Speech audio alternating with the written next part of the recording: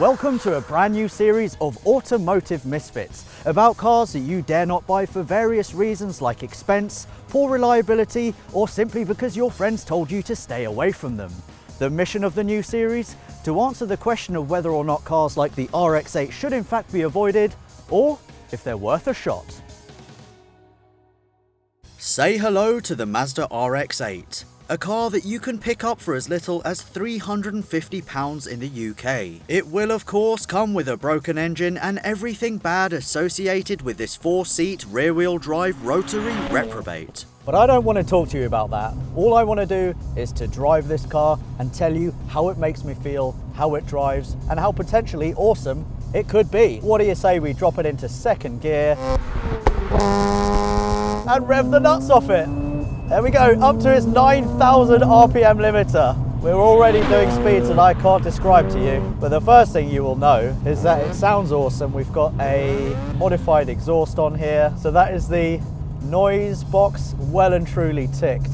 So this is the RX-8 R3 version, which was introduced in 2009, and the R3 model is effectively an update. It means that you get these nice Recaro seats, you get Bilstein dampers, and you also get 19-inch aluminium forged wheels. They really look the part. As for the seats, if you're a little bit bigger up top, like me, it kind of feels like you're sitting on them and not properly in them. I don't feel like I'm nice and snug inside, but that is not really important when you're driving a car with a rotary. This is actually the first RX-8 I've ever driven and the first rotary car that I've ever driven. So today is a very special day. Massive thanks to Dan Shipman for giving me the car, for entrusting me with his absolute beaut. 31,750 miles, so super low miler, and it sounds a little bit like this. Second gear. 9,000 RPM! Oh, the RX-8 is a car that just puts a smile on your face instantly. In any gear, if you're doing 9,000 RPM, big thumbs up.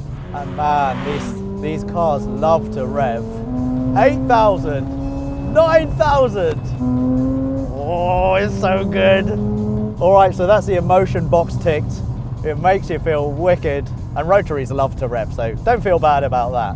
But don't take my word for it. This is Dan, aka Dr. Frankenrex, who owns this very RX-8 R3. And here's what he's got to say about it. Favourite thing has to be the sound. 9,000 RPM red line mixed with stainless steel exhaust and a decat just sounds like nothing else on the road. I was saying earlier, you just never get bored of it. Just wind the windows down and put your foot down, it's great. At least like about it is probably the fuel economy. For 200, 230 brake miles per gallon in the sort of 20 to 22 mark on an average drive is quite horrific. I'm not going to lie. Everything else about the car makes up for it, but it's something that I'd change if I could. Either more power or better economy would be nice. Now I'm going to tell you what it's like to drive, which is again really awesome. The Mazda gearbox, really nice and precise, shortish throw, nice and notchy, doesn't feel spongy at all, it just feels really well placed. Steering wheel is also a nice size. One thing I will say about the pedals is that they're slightly off center because the transmission tunnel is massive. If I were any taller, if I had long legs, then my legs would probably be pressed up against them quite a lot. So yeah, that's something to remember if you're especially tall. The steering is direct. Yeah, it just feels so good. It feels so planted. The suspension is really nice. Those Bilstein dampers that come with the R3 really soak up most potholes, and it does feel sporty. It feels quite firm, but not in a bad way. Corners like a champ. Rear wheel drive, front engine, loves it.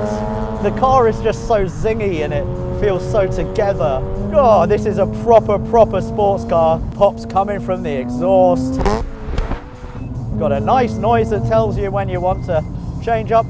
And also, as you can probably hear now, you have an oil warning light that comes on because rotary engines, as we all know, drink a lot of oil. They require a lot of oil to stay lubricated, to make sure that all the seals, the apex seals especially, don't get too hot and don't wear out too quickly, because that's how you get massive engine damage. We've got some oil in the back, so I'm going to chuck some in a second. But this is the car that I think looks amazing. I've looked at this car from so many different angles today, and I think it is wicked. It's beautiful, especially with all the doors open as well. It just looks so badass. And it just feels really good, really nicely screwed together. This one especially, that's probably testament to the owners. I think it's fair to say that I am a massive advocate of the RX-8, the way it makes you feel, the way it drives, the way it looks, the way it performs. Sure, there's not that much torque down low, but once you're above 5,000 RPM, it zings, it sings. It's just incredible. It pops, it bangs. It's just a really awesome driver's car. It is a petrol head's wet dream.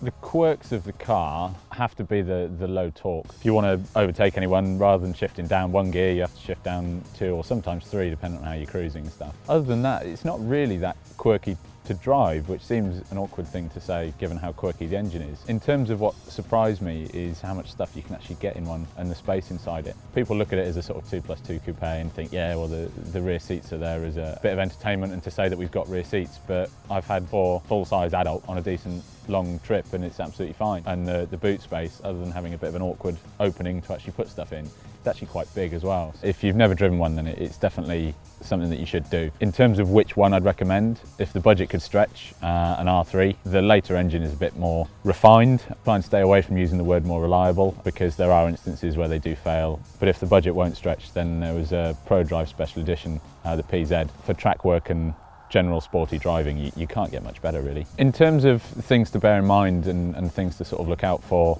owning an RX-8 if you've never done it before is preventative maintenance. In terms of buying one second hand, there are a lot of them out there which are really cheap. Some are good, some are bad, and it's really a case of sort of going through buyer's guides on things like the RX-8 Owners Club forum and other websites and stuff like that really sort of give you all the information you need. Beyond that, it's really a case of find a Rotary specialist who knows the engine. I'd buy another one in a heartbeat. Now that we've covered everything from how it drives to what it's like to live with, it's time to get into the real nitty-gritty, including RX-8 weak points, preventative maintenance, and exactly what to look out for when buying. I spoke to Joshua Scott from Rotary Revs, one of the country's leading RX-7 and RX-8 specialists, who had this to say. Typical problems with the RX-8 include a blocked or collapsed catalytic converter due to a poor ignition system. The symptoms are poor throttle response, inability to rev up or bogging down in higher RPMs, glowing catalytic converter, and a hot transmission tunnel which can melt the carpet. Weak ignition system. Factory ignition coils tend to fail at around 30,000 miles, and fake ignition coils must be avoided as they cause problems like block cats and accelerate wear on apex seals. Symptoms of a weak ignition system include significantly higher fuel consumption, misfiring, uneven idle, hesitation in higher RPMs, and hesitation during startups, hot and cold. Oil cooler lines. There are 3 main lines on the RX-8, and the one that usually corrodes first is the passenger side engine to oil cooler line. You can only spot it by removing the wheel arch liner, and symptoms here include oil leaking around the front wheel arch areas or underneath, and oil weeping on the arch liners or under tray. Bearing failure. Bearing failure is a result of lack of oil changes or letting the oil level drop too low. In this instance, a rebuild is your only option, and symptoms include loud rattle on cold startups, knocking noise from the engine at all RPMs, groaning noise most obvious around 3,500 RPM, metallic rattle around 7,000 RPM, and a noticeably poor peak performance and laziness in the throttle response. Low compression. This is the cause of the dreaded hot start issue and is down to worn apex seals and in some cases cracked corner seals due to a poor ignition system and lack of oil changes. Your only option again is a rebuild, although people will mask this with a faster starter motor. Symptoms include good cold startups but very slow and lazy hot startups, poor peak performance, slower throttle response, higher than normal fuel consumption. Rust. RX-8s, especially in the UK, rust because of our salty and wet roads and because of poor rust protection from factory. 2007 or later RX-8s are less prone, and be wary of aero kits on the Series 1 RX-8s that collect water. Common rust spots include rear arches, front arches, around the centre brake light, and under the boot floor, behind the lamps. Smaller but more common RX-8 issues also include broken rear coil springs, broken anti-roll bar links, corroded steering universal joint, cracked front lower arms, slow starter motors, uneven power steering assistance, and seized brake calipers. A few more things Joshua mentioned included using 10W40 semi-synthetic oil along with regular oil changes of between 3,000 and 6,000 miles based on driving style. 97 or 99 octane fuel should be used, and expect to top up 500 milliliters or 0.5 quarts of oil for every 1,000 miles of driving. As for fuel range, expect to see around 220 miles in town and up to 300 miles on a long run. That's from a 65 litre or 15.8 US gallon tank. As for advice to potential owners, Joshua says that if you intend to keep an RX-8 for a few years, a good idea is to buy a broken car with a good shell. You can pay as little as £250 in some cases, after which you can spend around £2,000 and up getting the engine rebuilt by a reputable Rotary specialist. If a complete car is what you're after, make sure you get it compression tested. Again, a Rotary specialist will offer this service. If you don't know the history of the car you've just bought, then give the car a comprehensive service and replace the spark plugs too. Also budget for some ignition coils, and if the coils are anything other than genuine Mazda C revision coils or D585 coils, replace them. Make sure you try a hot start too, as this often spells rebuild if you can't start the car from hot. If it doesn't, walk away unless you plan to invest in a rebuild. And finally, like with any other car, make sure there are no knocks or bangs, as chassis components may be rusty or worn. So I guess the final thing to do is to answer whether or not you should look at buying an RX-8. And based on how great they are to drive, how amazing they look, how practical they are, and how inexpensively you can pick one up for the performance and fun factor, it has to be a yes. But remember, these engines require regular maintenance, a keen eye, and a modest trust fund if, not when, something goes wrong.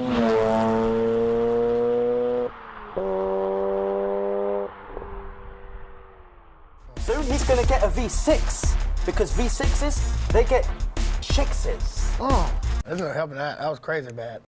While out in Las Vegas for this year's SEMA show, I received an interesting call asking if I'd like to spend a bit of time with a rapper known as T-Pain.